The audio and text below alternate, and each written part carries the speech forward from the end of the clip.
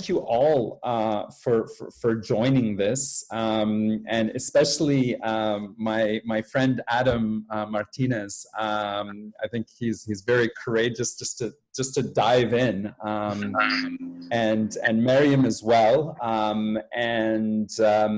I know we sent out this mail about Trump supporter and Iranian American activist, and I know these are labels, and I sent those labels out to Adam and Miriam and saying, well, this is what we're going to send out, and they graciously said, yeah, whatever. And I realized they are not those labels at all.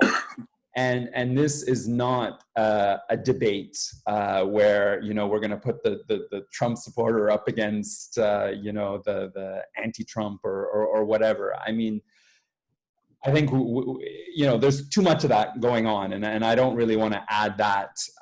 So the whole point here is I feel we're a lot of times having different conversations. And Adam is somebody I met in 2017.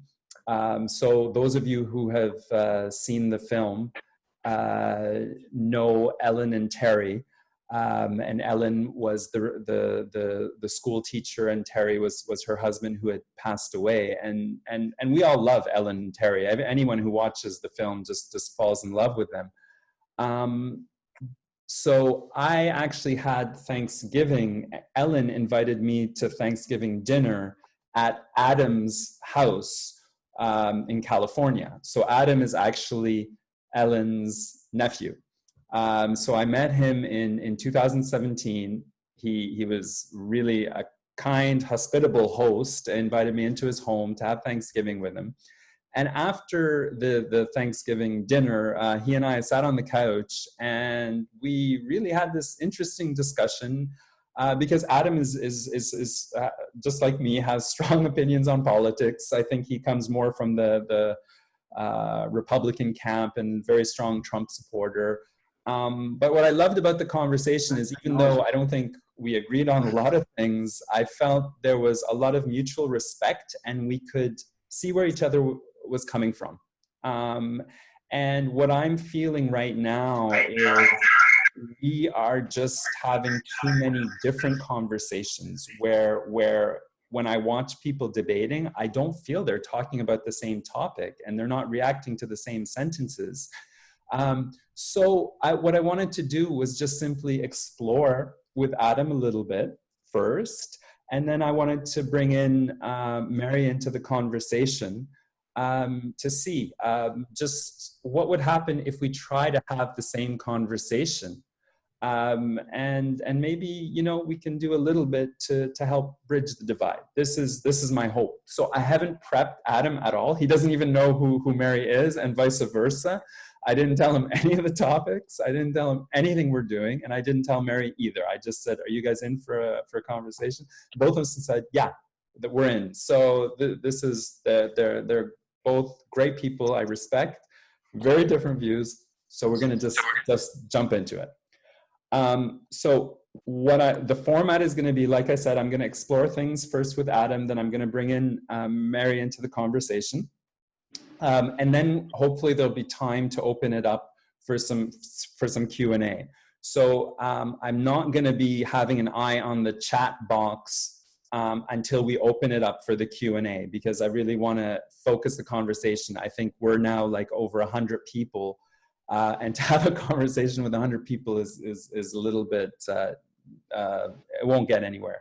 So what we're going to do is I'm going to explore with Adam, explore with Mary and Adam, and then we're going to open it up to questions. I also wanted to try to make it very specific because, you know, every time you have a conversation over Thanksgiving and you start arguing with your relatives, you end up pulling in everything. So I wanted to focus, and we'll see how the time goes.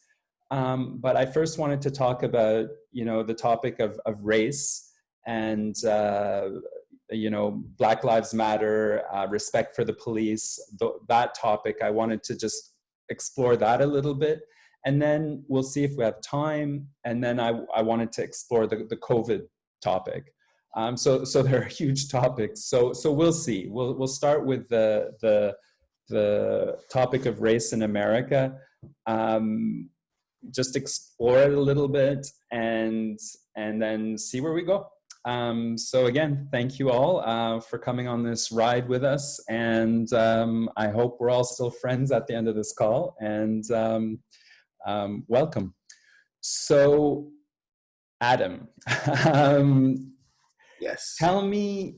So I've kind of, the only research I've done is I've gone to your Facebook page this afternoon just to look at the. Oh no. where you're coming from. So, yeah. Tell me, when you hear Black Lives Matter, what's the first thing that comes to your mind, and what does it elicit in you? So first and foremost, I would like to get something on the table before we start. Absolutely. I think we've never been more divided in our entire lives than right now. We're painted on, you got to be on one side or another. You're fighting against each other, and I think it's wrong. Because someone like myself supports Donald Trump doesn't mean I agree with 100% of everything he does. But I do think he's the best man for the job right now. Just like my Aunt Ellen, I love her dearly, but I don't believe in half the stuff she says, but I still love her, right? So sure. It's one of those things. So, that's why I don't like the whole, you got to pick a side. And I know for someone like the media, for you, for example, when you're doing your film or you want to get someone on your show, for example, or the Zoom, you have to put things in there to kind of draw people in, right? So you say Trump supporter, right? And which I am, but you would assume and think that I'm some guy with a backwards Confederate flag hat on, right? With a pitchfork saying, let's kill everyone. And there's far right and there's far left, and I don't like either of those sides. And I'm more center, but I'm more right. I'm center right. I'm not like far right, if it means anything. So does that make sense? Absolutely. And I think it's funny because a lot of times I think that's the community we're building, is people like you and me where I would agree 100% with exactly what you said. Right. And I think we're going through a phase in the world where we're getting so polarized that we are picking sides. And I love the days where, you could have friends who were completely on the other side of the aisle and debate with them. But then as soon as the debate's over, you're still friends. And I feel we're in a time where there's so much hostility that we can't even have conversations. Absolutely. You have no idea how much mails that I received just for announcing this event. And some of them were really supportive. That's great. Some of them were, you're so already divisive and all this. So it triggers something in people, right? Absolutely. So that's why I'm again so happy that you took the risk. You saw the mail that was going out. You said, let's go for it. And that showed a lot of trust. So yeah, thank you for clarifying that. My mission is unity, right? Like we're all the human race and we're all together. So why can't we just talk? We're actually all the same. Like, you're a good-hearted guy. You want what's best for the world, right? Feel the same way. The person who you're going to bring on is, whatever her beliefs are, she's obviously a good person because she's passionate about someone, right? And that's, people are always looking at who you like, what football team, what basketball. It's the same thing. Like, you're deep down, it's who you are as a person, right? And when you love everyone the same, you just love everybody, love your neighbor. It's in the Bible. You love everyone, and that really is, it's a beautiful thing. It can be a beautiful thing if we all just work together. So. Awesome. So with that spirit in mind, let's dig into some of these topics that make us so angry with one another. Yeah, let's do it. So starting Black Lives Matter, what does that elicit in you? Well, to me, Black lives have always mattered, right? For me personally. And I think that as a message, Black lives absolutely matter. As an organization, though, I just find it, there's just some things about it that do kind of bother with me. And I think to me, it's should be labeled as some Black Lives Matter, because it's not all Black Lives Matter for them. It's to me, it comes up as something that's used as a political thing. We're in an election year. I think that a lot of times it's pushed out into our faces as racism every 4 years. But I think it's more of we get along so well on all levels of blacks, whites, but people, like if you look at the people that are on the ground, like myself, just average Americans, right? We get along great. My best friends are black. It doesn't matter. Like all that stuff that you see on the media is pushed out for its own narrative, in my opinion. So if you really want to know. So when the first thing you said is, of course, Black Lives Matter, mm-hmm. right? And I think that just calms everyone down.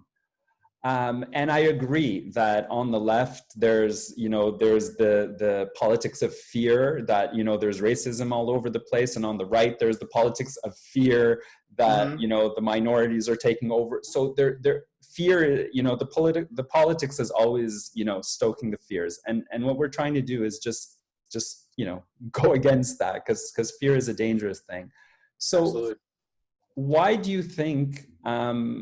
Because for me, when I first heard the word Black Lives Matter, just the words, we're not talking about the organization, the natural reaction in my safe environment, just like you're saying, I don't see that much racism, etc. My first reaction was all lives matter, right? I think right. Many of us have that reaction. But then when I spoke to a few African American friends of mine mm-hmm. that had a different experience, right? Obviously, if we're all sitting together and we're having peaceful conversations and everyone feels taken care of, and then somebody mm-hmm. stands up and say Black Lives Matter, in that context, it's horrible, right? But in their context, where every single day some of them are given the message and the feeling that their lives don't matter, that one day they finally say, you know what, Black Lives Matter, that in that context, of course it makes sense, right? And I see that, mm-hmm. right? And that's why I think it's great that you can just say off the bat, Black Lives Matter. Why is it that some leadership and politicians won't even say that sentence?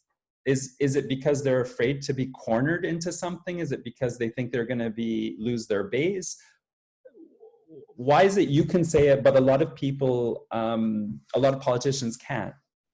Well, the hardest thing is, as an organization, I mean, if you look on their website itself, if you were to go to donate, it donates to the Democratic Party. So it's immediately political. If it was just an organization just standing up for Black rights and all that stuff, that's a little bit different. It's not about that, though. When they go and chants and say, pigs in a bacon, fry 'em like, pigs in a blanket, fry 'em like bacon, right? F the police, and they're destroying, and then, it's not, but here's the thing though. When I'm talking like this is, there's a lot of good people in there that just want to do good things. And there's always there's other people that come in there for whatever reasons. They're either hired, they're political gain, it's election year, and they're destroying other cities. They're destroying other Black life businesses, and then they're actually killing other Black people during all this stuff. And then that kind of erases the good of what they're talking about, right? Because I think what I mean? And I've seen some of your Facebook posts as well, and I think that you're always talking about, we also have to respect the police. Just because there's a few bad apples, you can't just go against the police, and I respect your view on Absolutely. That. Do you feel there is an issue of, now that they call it systemic racism? I'm not sure what that exactly means, but do you feel that we need to tackle this? The police force needs to tackle this and see what they can do to be more sensitive to Black lives or minority lives, or, you know, the police minority dynamic? There's actually, so police officers are more likely to shoot a white person than they are a black person. It was surveyed that they were actually more afraid to shoot an unarmed black person, not unarmed black, just a black person in general. My problem, there's bad in everything, and people are going to get mad at me when I talk about this, but there's bad people in everything: bad doctors, bad police officers, bad directors, right? And people like you can get, you know, looked at in a wrong way because someone else can ruin your whole image of what you do. And I think it's a personal responsibility. It's human responsibility. It's proper training. I think police officers should be paid twice as what they're getting paid. I tried to be a police officer for 10 years, but I still think it should be as hard to get into as like something like the FBI or something, right? Where they take the elite, where they can possibly not have to kill as easily or something like that. The one thing I'm seeing though with police officers is nobody ever takes responsibility on the Black Lives Matter side. I see that everyone's always pointing a picture, right? You police, change your ways. You police, you police. Well, no one ever takes responsibility for anything that was done from the person ever. Like that's the one thing that kind of bothers me. All right, because these police officers go out there and they are dealing with a lot of crap. You know, the suicide rate's insane. You know, they have a fear of themselves of being killed, right? And they have families. My best friends are police officers. My business, I help police officers. And the crazy thing is I have a small real estate company, but I literally have 2 white people, 2 Mexicans, and then 2 black people that work for me. And we don't even talk about race because you know what I mean? And when it comes down to Black Lives Matter, we don't even really talk about it because we're busy doing good things for people. So, I mean, I don't know. I know it's not good for TV, but yeah. This might be an issue, right? It might be kind of like me, is that I think I live a life where people around me are quite open and kind, and I don't have a lot of racism in my life, etc. But I think if you look across the world or across the United States or whatever, I think there are pockets where it's more harmonious than others, right? And this is where I don't want to get into this debate because I don't know all the statistics, but from what I've heard is there are still areas where Black people are disadvantaged, right? Or do you not believe that? I don't believe that. I believe, look, and people, I think a long time ago it was really bad, right? Really bad, and they've done a lot of good things to fix it.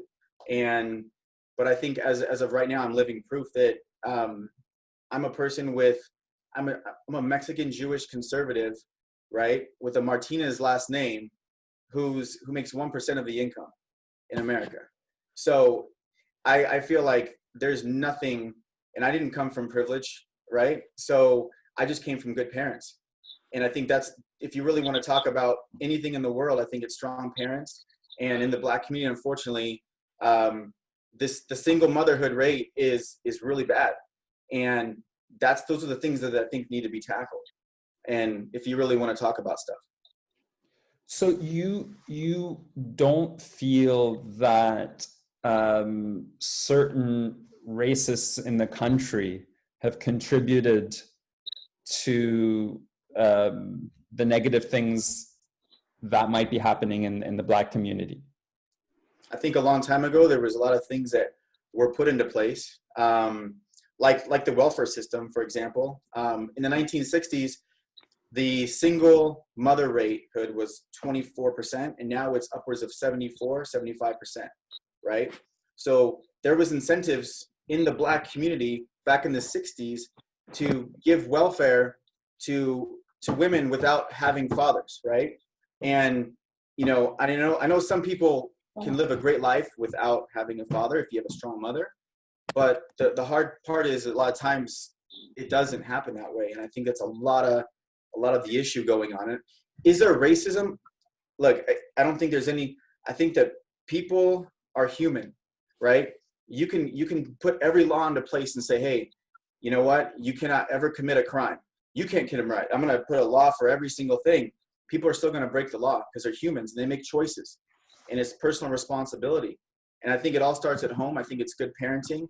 I think good leadership starts from the home when you raise your kids up, right? And I think that, you know, when kids learn at an early age they idolize their parents, right? And if you hear your parents say something bad or racist in a way, even if you're joking, that shit needs to stop, right? Right. That to me, like, you want to talk about racism, that's where it starts. So is that then, you were saying there are things that you disagree about with Trump about. So one of the hard things that I personally find is the statements he makes about minorities, his ideas about how to handle people of different religions, et cetera, et cetera. Yeah. How do you react to that? You mean with him? Well, look, you know, a lot of things if I was to be his coach, which he doesn't need one, but he's, if I were to ever have a conversation with him about stuff like that, I think that he treats the country like a boardroom, right? He's been a business leader. He became a self-billionaire by himself with that talent, right? With that hard work. And I think he treats it like a boardroom, like a New York boardroom. And I think stuff flies off his mouth, and I'm like, oh, why do you say it like that? He could have said it in a different way, or, you know what I mean? And I agree. I completely agree. But I know his heart's behind it, though. That's the thing. So do you understand that his statements? Because I do talk to Trump supporters, and a lot of times they say they kind of just brush off those statements as him just kind of saying things, but saying things, you know, whether it's the Mexican community or things like if you say something like Islam hates us, not radical Islam, what do you think it does to a Muslim living in the United States? it would probably make them feel like shit, right? and They don't feel like welcome. they're not belonged here. Exactly. What do you do when he suggests having a Muslim registry where everybody who's Muslim has to register themselves, just like, you know, right? And he says things, you know, about, you know, good people at a white supremacist rally and things like that. Are you talking about not just Charlottesville, right? Sorry? You talking about Charlottesville? Yeah, for example. Okay. Right. I think what's clear with him is that he doesn't look like he is caring for the minorities, and he makes them look like they don't belong as part of the American fabric. And what he says actually does matter. If the president of the United States says things, it matters. So his choice of words, he could probably use different words. However, I will say this: ever since he said, I'm going to try to become president of the United States, the media has basically waged a war on him. Okay, and it goes deeper than that. But I want to talk about the media in itself, because they could take even someone like Candace. Do you know who Candace Owens is? No. She's a black. Oh, Candace Owens. Yes, I do. Yeah. They can take one of her, the media will take one of her, something that she says that was great, helping the black community, for example. They'll slice it and dice it, and they make it sound like she's an idiot. And I think that a lot of times we're kind of like the last people that get the information. Depending on what news outlet, you can have one news outlet that says it one way and then another one that says it a different way. And sometimes it's spun around in a different context that makes it look bad. Adam, you're absolutely right about the media. And ever since everyone tells me, you know, look, do your research, you know, it's all out there. I listen to him. I read his tweets, right? There's no media filter there, right? And this is what's hard for me to reconcile, because you're so kind-hearted and I don't detect any racism from you at all, and I feel your genuine intention. But when I hear his words, those are words that feel very threatening to my friends in the United States. Yeah. And they feel threatened, and they don't feel like part of America. And racist incidents have increased against those people. So I think it's really important. Maybe you don't agree with the degree of racism, and that, you know, the left might be saying there's more racism than there is. But I think it's also important for you to stand up and say, well, actually, this is contributing to racism. These things Trump is doing, I don't agree with. These things I do agree with, right? And I agree that the left is like Trump. Everything he does is bad and stupid. And that's no way either. But we have to be cognizant of the degree of what he says, how much that, you know, does influence and scare Americans. Sure. And when you're basically the most important person in the United States, I do think that every word does matter. So I think that he should go out of his way to let everyone in the Muslim community, anyone that's Middle Eastern that's living here, to feel that love as well. You know, I just think if you've ever seen one of his rallies, it gets kind of fired up, and sometimes it doesn't come out the best, but you know, but I do recognize that there should be something different in that way, you know, from him in that way. Okay, so I'm gonna get Miriam involved in the conversation now. So Miriam, maybe you can give a little bit of background about who you are. I met Miriam because at one of our screenings we did in Nashville,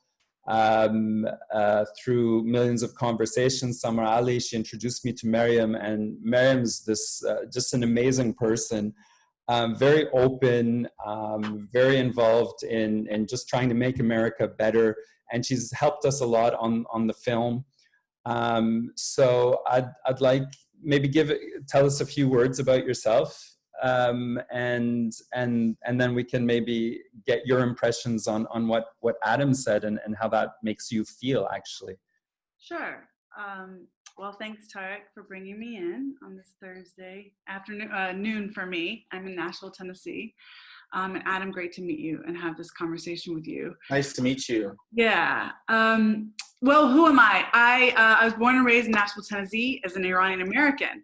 So there's a lot right there for us and what that was like. And I'm happy to speak to that because I think that informs, like all of us, so much of my worldview because of growing up in a white Christian, mostly private school setting for the formative years of my life in the South in the 80s. And then I basically was so curious and so hungry for the world and traveled the world and worked internationally for the majority of my career. I was in Afghanistan in 2003 and 2004, helping the government set up there, worked very closely with Americans, with American soldiers, with the UN, with the World Bank, and with the Afghan government at that time. I was 24, but I thought I was the wisest 24-year-old on earth. And it was a great experience and also very formative. Then I spent the rest of my career doing similar work. I worked on supporting women entrepreneurs in the Middle East by creating an online school for them when that was kind of a new thing. Moved on to doing that with social entrepreneurs, civic education for teachers, and then just getting tech to countries like China and Iran through circumvention tools if their technology was being blocked. I spent time in Egypt during the revolution, Tunisia, Jordan, and then I became a mother and everything switched and I moved back to Nashville. So I was gone for 20 years, moved back. And I am a single mother of a young, sweet 2-year-old boy who is of mixed race. And I am building a life for us here in Nashville, and it's great to be here. And yeah, I try to do my part as much as I can in all the ways I can. Today, I just a plug, today is the launch of my Kickstarter for my novel, which covers all of this. And I'd love any support I could get. So I'm happy to talk to what we've been talking about. Go ahead. So Mary, what I'd like to understand, because I don't want this to be a debate and, you know, you get your facts, he gets his facts, etc. I would like to just your honest answer when you hear those views about the lack of racism, etc., etc. How does it make you feel? How does his comments land to you personally? Yeah, that's a great question. First of all, Adam's very likable to me. Like, he doesn't come across as an asshole or just like, you know what I mean? Like, it's not someone you want to be like, you know, really bully, whatever. Like a nice dude, you know? So I want to say that, and more thoughtful than like, it's this, you know? And I think that's important to say, because I think for many that don't engage with people that support Trump, they believe they act and behave all the same way, and clearly they don't. But how I feel is how I feel a lot here in Tennessee, because I engage so much with people that have very different views to me. And I think I sort of, okay, so this is going to be weird, but I sort of get Adam's perspective. He's like, look, I hang out with these people all the time, and nobody's talking any of this stuff. Like, it's not made up, but it's not in our day-to-day life. It's not around my board table when we're talking about real estate and having fun and getting drinks after work, and we're friends. And I know that experience. I know my friends that have this, you know, they're buddies, everybody's buddies. Like, there's no racial issue. Like, who is making this up and why are they making this up? What I feel, because that was your question, is that that's exactly what we're trying to change right now. What I feel is that is that is the past.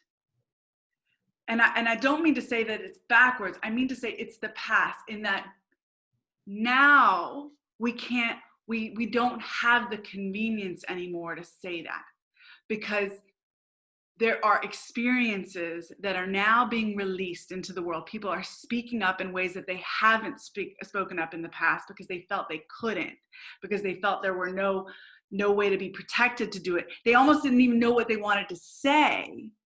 That now they're saying, hey, actually, buddy, it has sucked for me a lot. And I haven't really talked about it over drinks, and I haven't really talked about it at work, and I haven't really told you because I didn't want to be weird or uncomfortable or awkward or ruin our friendship. And honestly, I love this job, and I didn't want you to think that I'm some activist, but I have had a lot of fucked up experiences.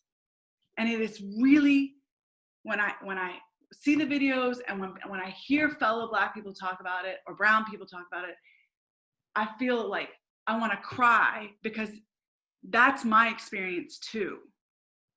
And that's what I feel when I hear this. It's like, yes, for a long time we were able to just say, it's cool. We're all cool. Like, I love you, man. I love my Black friends. I love my brown friends. All my white friends love me.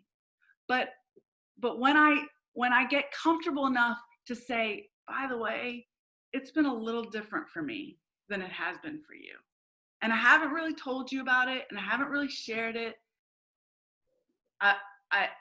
I didn't want to, I don't know, but I think it's time for me to tell you, white friend, that actually I grew up feeling pretty shitty a lot of the time for being non-Christian, so to me, I don't know what I look like to you, but in Nashville, where I was growing up, I looked browner than everybody else.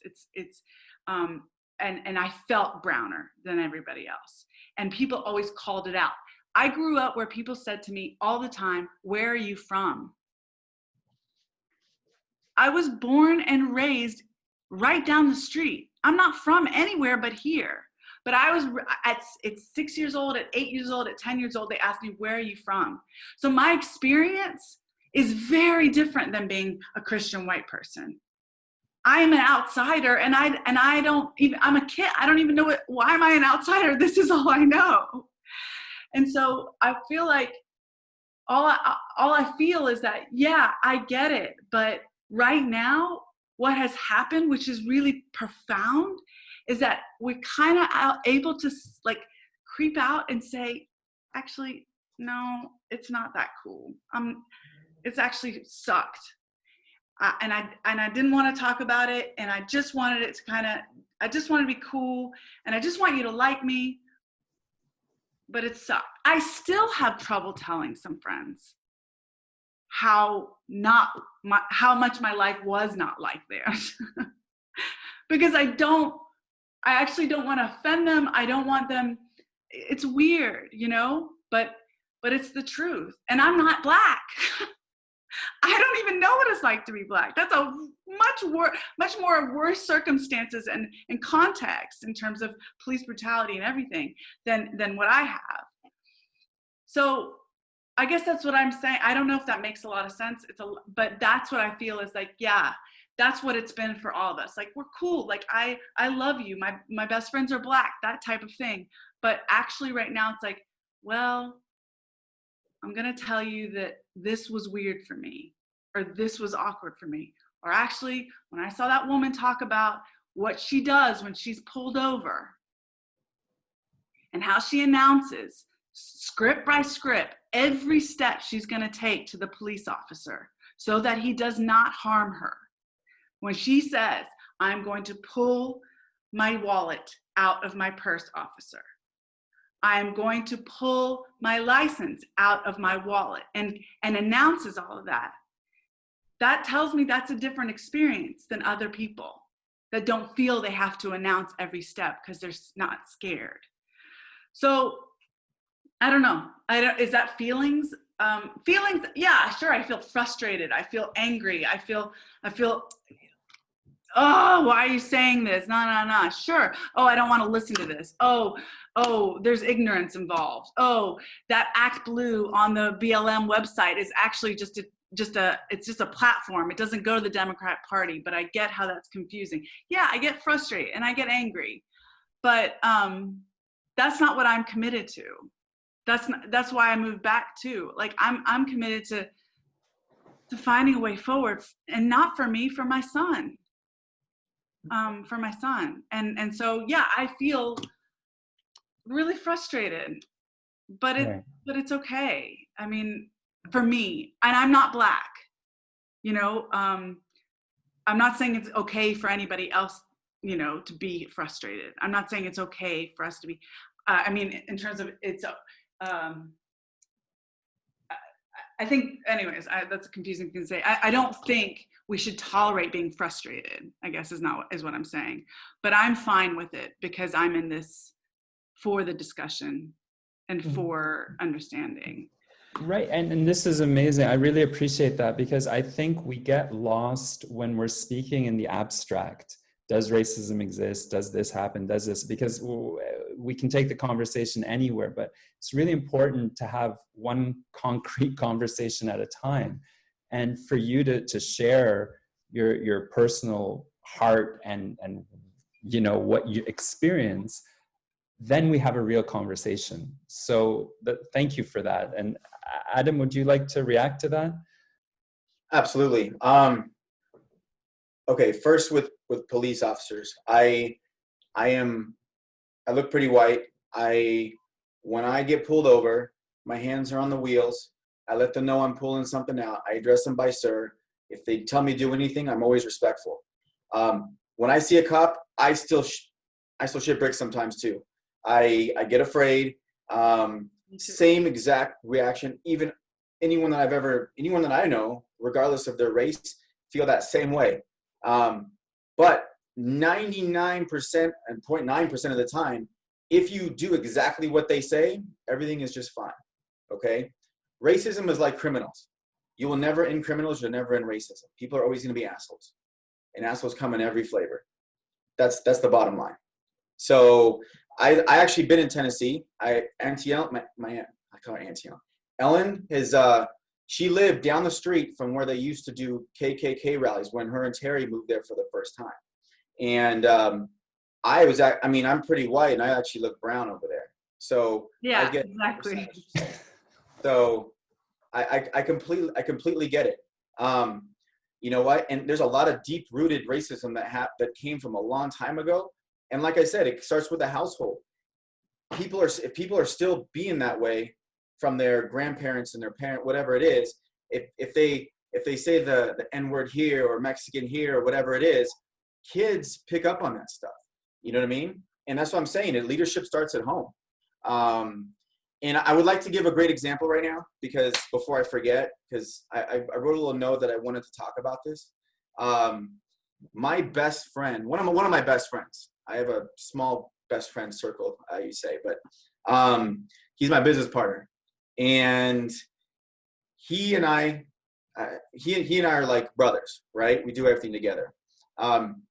My grandpa fought in World War II against the Nazis, okay, U.S. Army. He doesn't like to talk about it a lot because he's full German.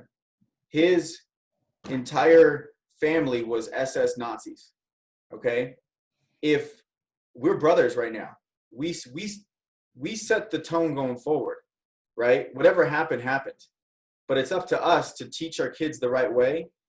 Grow them up, you raise them right with respect, to treat everyone the same, and to do hard work and respect the law. And I teach my kids that way too. And he teaches his kids the way too. And you know what? He and I love each other. But you know what? If you go back 50, 60 years ago, it probably would have been a lot different.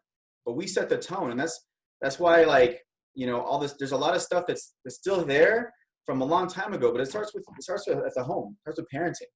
That's really what it comes down to, in my opinion, when you want to talk about racism, and because remember, we're all humans. We all make mistakes. We're not, we all try to be like God. We're not. Nobody's God. We're humans. Humans make mistakes. So that's the way I feel about it. And like I said, I don't want to debate. This is just me expressing how I feel about it, right? And I completely understand what she's saying.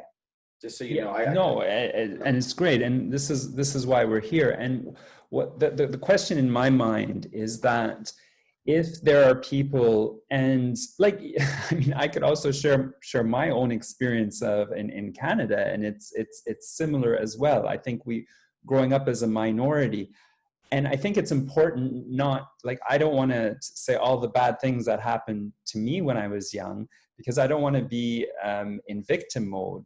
And I think it's like Mary is saying, is that we as minorities, a lot of us don't like to share it because we've gone through it, and it's about standing on your own feet. I mean, Adam, you've obviously gone through it yourself as well, but you move beyond it.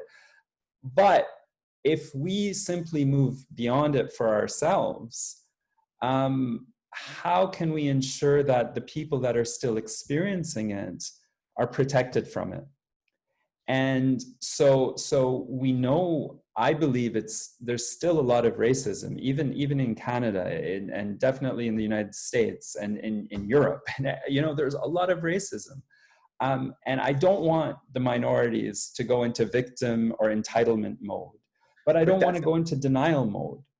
So, true, but sorry. So how do you address it? How do you make the world better? But you can't fight racism with racism. I mean, even on when you talk about because I have friends that are, I wouldn't say friends, but a lot of them are Facebook friends, and I have family members, right, who are complete Black Lives Matter. They won't even talk to me because they know I'm a Trump supporter, right? And they're sitting there, oh, white people this and white people that, and that's racism. And you know what happens on the black side to the white side too. And you know what? And the one thing I don't like, and this is my personal thought on this, is every time you say, oh, it's the white guy. It's because you're black. You can't do this. You can't do that. You're always going to be like, all right, you know what? Bump in the road. You know what? It's because I'm black. I can't move forward. That I don't like that, because you know what? If I did that to my kid, because my son is like almost 100% Mexican, I say, you know what? You're brown. You know what? You can't do anything because you're brown. So just stay down. You're good. But that to me is, we're 100% on the same page there. I do not like entitled victimhood. Okay, so I'm completely against that, right? But what I think is there's entitled victimhood, and then on the other side there's everything's fine. which is also not the case. Mhm. So I feel like it's important to use, like, leadership of our countries need to, say over and over again from the top, like you were saying, the parent needs to be the example, not use the N-word, not call men, the parent needs to instill the sense of values. I think our politicians need to also instill that sense of values. Definitely. And sometimes their lack of saying something contributes to the problem. And I think we're so afraid of the victimhood, like we're so afraid of feeding the people who just use racism to bask in their victim narcissism. We're so afraid of that. We don't utter the normal words that we usually would utter, right? And I think it's important for us to forget all our politicians, but we need to say more of what you're saying. Black Lives Matter. We need to talk about, okay, if there is racism in this school that these people are discriminated against, what are we going to do to support that? We need to show, like, people like you, Adam, need to show that you're with us and we're all together in this. The way, like, I think it needs to be said more. 100%. And I think that if another person hears it, sees it, it needs to be called out and killed immediately. Not the person, but the racism immediately. Like it's friend. Like, if you hear someone saying or doing something bad, call them out on that and correct them. And you know what I mean? And that's, but to be quiet about it, right? I completely agree with you. 100%. Okay, so we've used up most of the time on the racism issue, so I'm not even going to touch upon the other issues, because I do want, now's the time. I'll let Mary, do you want to say something? And then we'll open it up to a little bit of audience dialogue. And this is just the beginning of a conversation. I realize it's very difficult for many of us to hear. But if we don't have the conversation and if we don't stand with this tension, how are we going to change things, right? Yeah. I would like to say a few things before we move on to questions. I know we're almost out of time.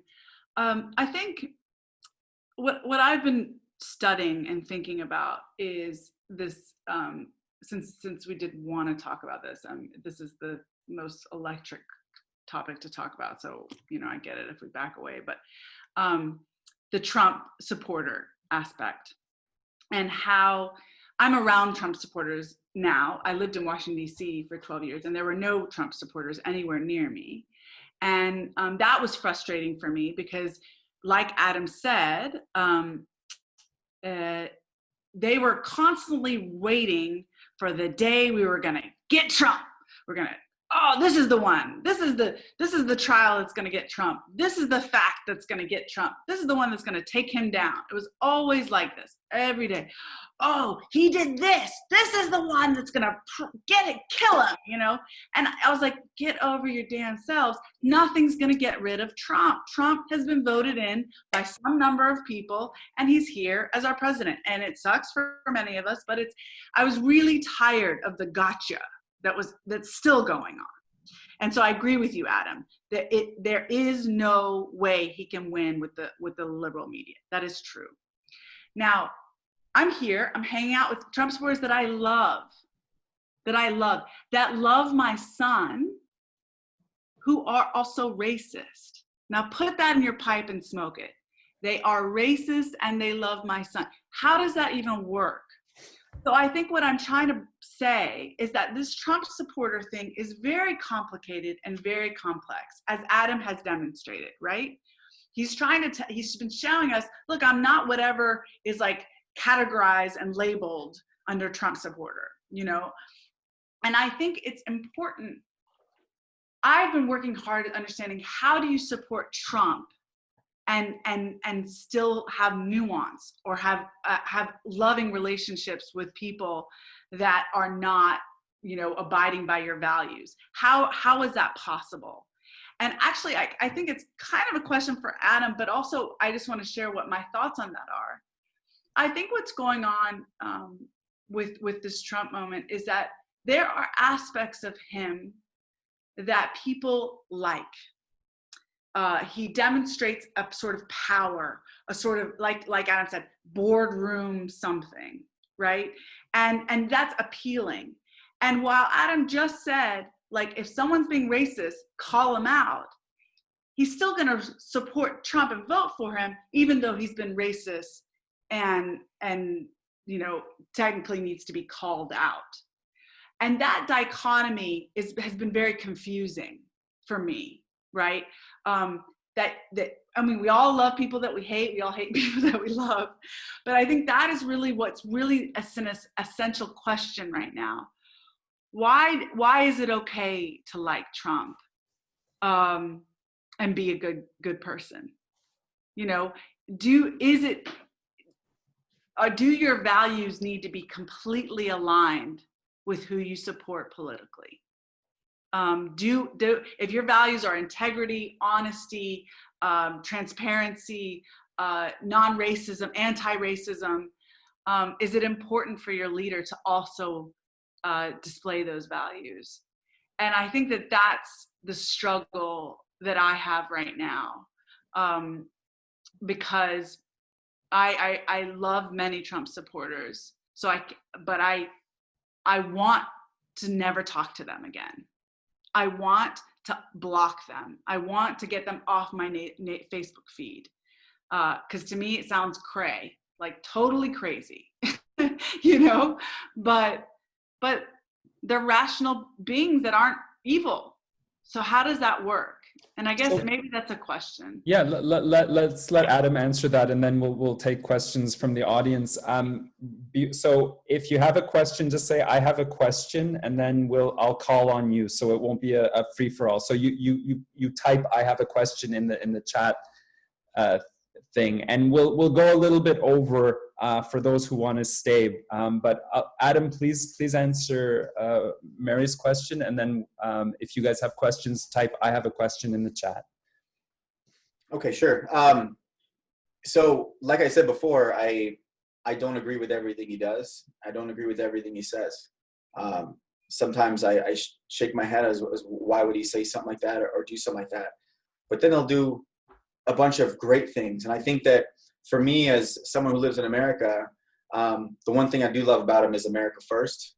Everything he does is in the best interest of America, whether it be financially or to protect us, to protect our borders. One thing he's doing right now, which I think, he may say a few bad things, which I'm like, dude, what are you doing? But there's a lot of things that I think he's doing. And one of the things that is never talked about that really I think should be talked about is human trafficking. And it's so big right now. And I think it's one of the big reasons why Hollywood hates Trump. He was in that crowd for a while. He knows a lot. He knows a lot of stuff. So I think that between that and the media, which is like, you put all that together and you have all these celebrities with their, millions and millions of followers. All you have to do is say, hey, F Trump. And they're like, yeah, F Trump. Like they have no idea why they would say F Trump. You know what I mean? And I just think there's a lot of dirty things as far as human trafficking. I think it's so bad. 800,000 plus kids a year go missing, vanished. And you know what I mean? And I think that that's such a huge thing right now. And for Donald Trump to be a racist person when he's literally arrested more people in 2 years than Obama did for his whole term of just human pedophilia and human trafficking alone. I think that, Obama was an amazing speaker, but I think his actions weren't as good versus Trump. I think some of he speaks like shit sometimes, but I think his actions speak better. So that's just my own personal take on it. And I'm not undermining what she said because I believe 100% that there are racist things. You know what I mean? But deep down, he's not a racist. Yeah. Okay. Well, this is I think what it's all about is to have these conversations because I think it helps us get closer, and it helps us also not to fear the 60 million people who actually voted for Trump. So for me, I'm not political. I think it's been great that Adam and Mary could hash this out. Sorry. Yeah. Sorry. One more thing. I'd like to just say a personal experience real quick that may help out with the racism part too. One of my friends' sisters was killed by an illegal that was here. By the way, her whole family is Hispanic from Mexico. Her sister was killed by an illegal who was deported 6 times, and they personally received a phone call from Donald Trump and let them know that he's there for him, whatever he needs, their own phone number to call if there's anything that he can do. There's just a lot of things that I think he does that a lot of times like no one ever heard of that, and I just think that like that a racist person wouldn't do that at all. Choice of words, absolutely, but I don't think he's a racist. Okay, well, we're gonna have to have another conversation to get to the bottom of that one. Unfortunately, if no one's they have a question in the chat list, so I'm very surprised. So I'll give people 1 minute if they want to. Okay, Corinne, please unmute yourself. Yeah, by the way, too. I think this is good. So thanks. Okay, Corinne. Hi, thank you so much. For both of you for being part of this conversation, and and both of you, thank you for your service, Alex, in the military, and you all for your activism as well. So I just wanted to quote something from Michael Harriot. He is a journalist for The Roots, which is an online journal. So he says, "First, we must agree that racism has nothing to do with belief, intent, or animosity. Racism is the result of actions and policies that create and perpetuate racism.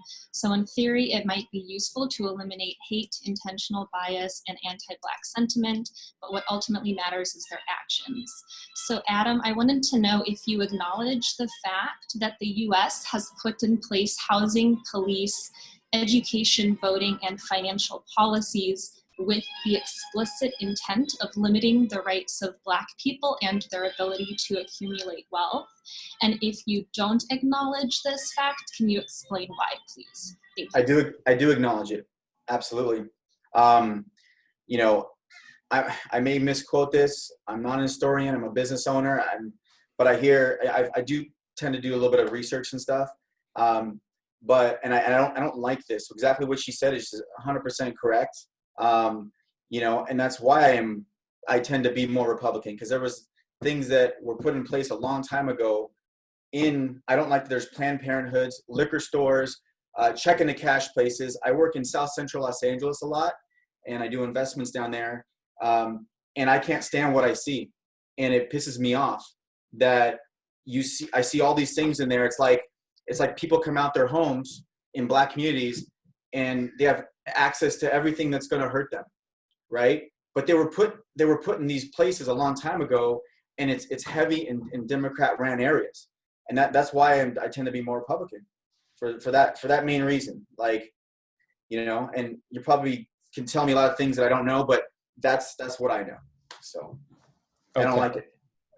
Okay, thanks. We're going to have to move quickly through the questions. Each of these is a whole discussion. Christina Gramling.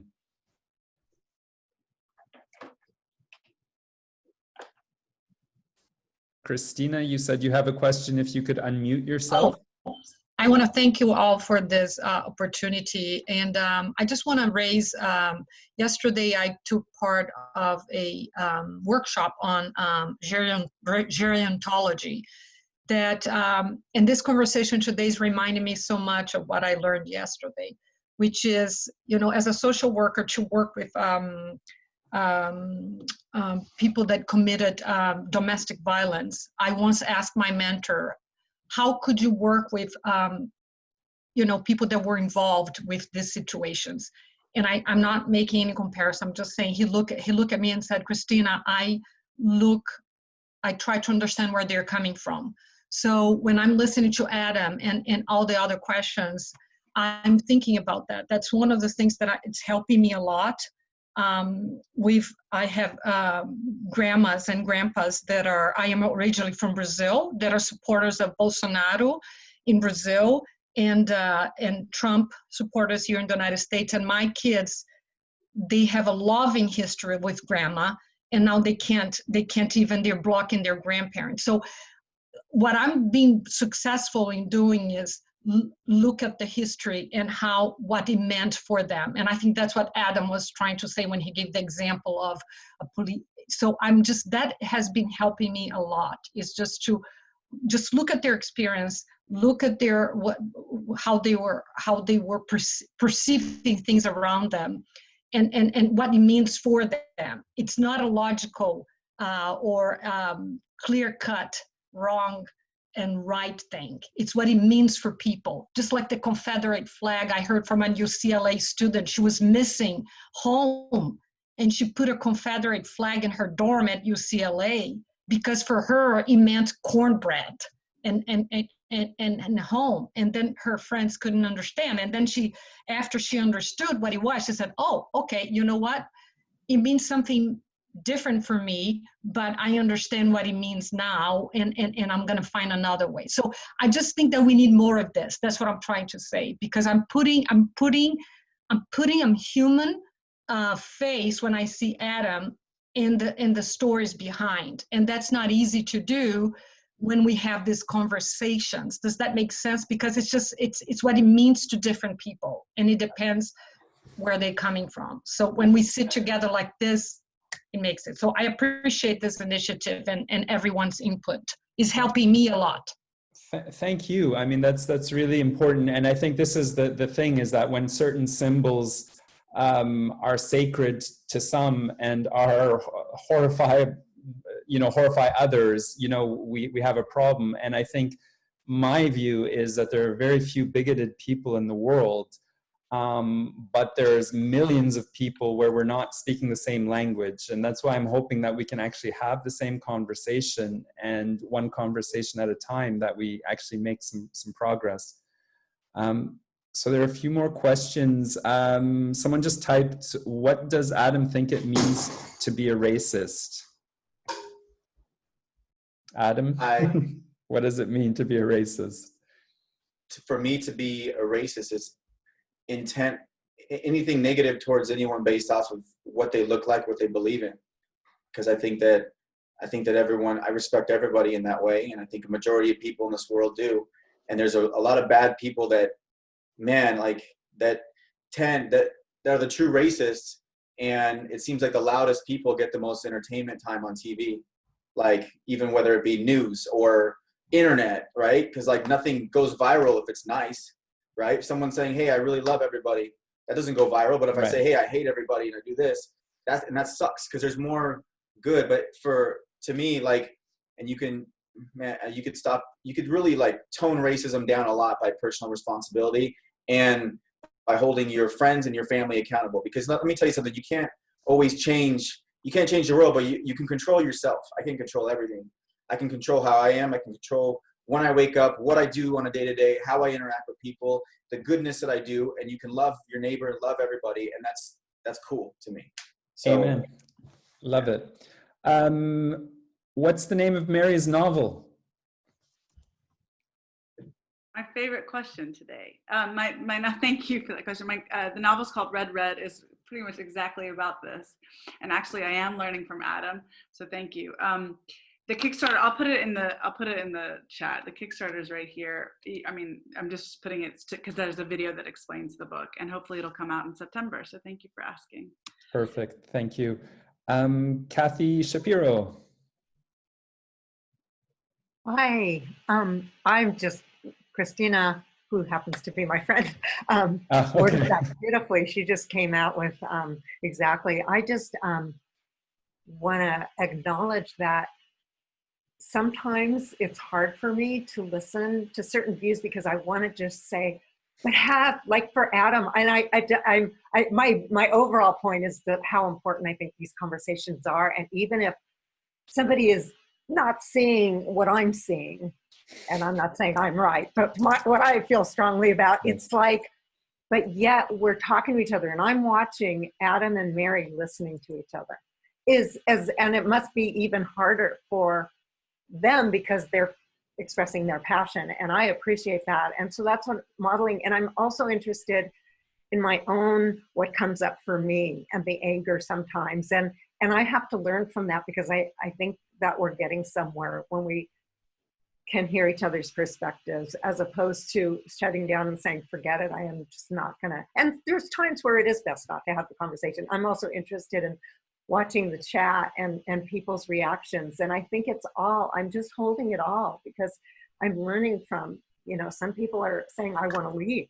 And other people are saying, no, this is important, please don't. And I mean, all of this is, to me, such important information about how we're all processing in this time of division, and yet we all have our humanity and so much in common. And I just, it kind of brings tears to my eyes. So I thank you for doing your work, and for people sticking it out and listening, even though it's hard. It's hard. Amen. Amen. And that's a beautiful note. Can I comment on that really quickly? Sorry, I know you want to. Thanks for that. I wanted to just say something about that, because this has been really big for me, basically since before the George Floyd protests started, is what it feels like to sit in discomfort. It is horrible. Yeah. Yes. It's horrible. It's horrible. Adam at the beginning was talking about there's no problem, and BLM donates to the Democratic Party, and and I was just like, oh, I just can't. I'm exhausted with this, and I now know what it feels like. It actually feels like anxiety in my heart when I sit in discomfort. Last night I watched something that was really powerful. Basically, I don't know if you guys saw this, but there's a share the mic thing in the United States where white women gave their Instagram profiles to Black leaders for a day or for a week or whatever. And this is an idea of like, we need to listen to our Black leaders. And obviously a lot of bad things happen as a result of that. And one of them just recently happened. And basically a white woman that was a new follower of this Black leader reported something that she posted, and Instagram took it down. And the Black leader was very frustrated. And I was watching this conversation between these people, and I was so uncomfortable. Like, I really wanted to turn it off. And I made myself sit through it. I hated it. I went back and forth. But at the end, I learned so much.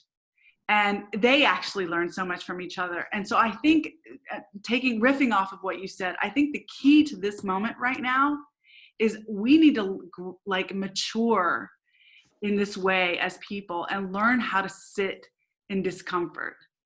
I'm trying to, I consider myself a person of color because I was treated that way as I was growing up.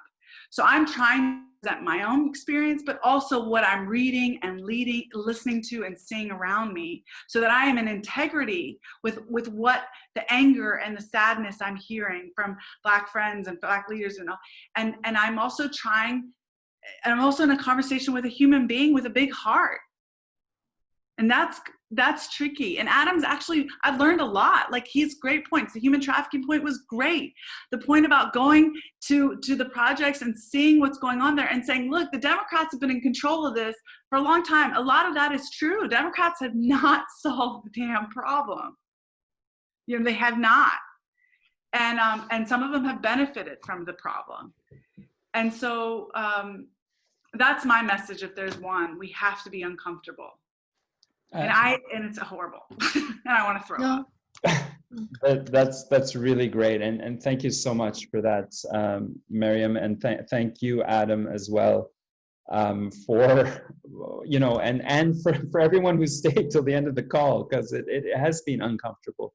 And it just reminds me of when I was at the Trump rally in different places and people were saying certain views, I immediately felt a reactivity in me. And I realized that reactivity is because something in me is afraid to hear, afraid of this idea. And when I realized there's no idea in the moment that's dangerous to me, it gave me the ability to just actually be at peace when I would listen to people. And it made me discover that more important than convincing each other is actually to connect with each other. And from that connection, a magic can occur that neither one of us knew existed. And that's what I think Pledge to Listen is all about, is to be in that tension, to listen, to see what magic can occur. And through one conversation at a time, I think we'll make the world better. So thank you all for sticking it out. Let us know if you want more of these types of conversations. Send me emails, etc. And always happy to hear your feedback. So can I say one thing? Please do. I'd like to leave with one little sentence, right? Something I learned is people want to be right instead of doing what's right. So that's all I want to leave with that. That's perfect. Love it. Thank you all. Have a wonderful evening.